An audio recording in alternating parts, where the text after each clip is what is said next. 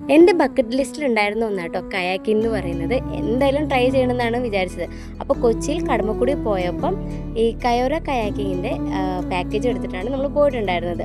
ഞാൻ അവരുടെ പേജ് ഞാനിവിടെ മെൻഷൻ ചെയ്തേക്കാം. എന്തായാലും പറഞ്ഞാൽ എല്ലാവർക്കും മസ്റ്റ് ട്രൈ ആയിട്ട് കേട്ടോ. കാരണം അവരുടെ ഗൈഡാണെങ്കിലും കോർഡിനേറ്റർ ആണെങ്കിലും എല്ലാം നല്ല പക്ക തന്നെയായിരുന്നു. നമുക്ക് എല്ലാ കാര്യങ്ങളും പറഞ്ഞു തന്നു.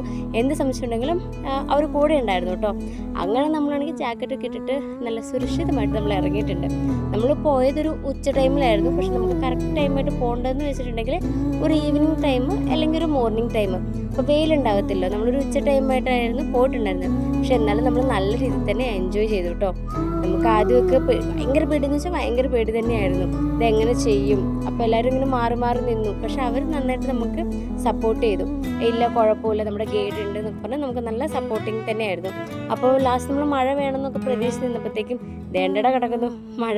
പക്ഷേ അതും ഒരു എക്സ്പീരിയൻസ് തന്നെയായിരുന്നു കേട്ടോ.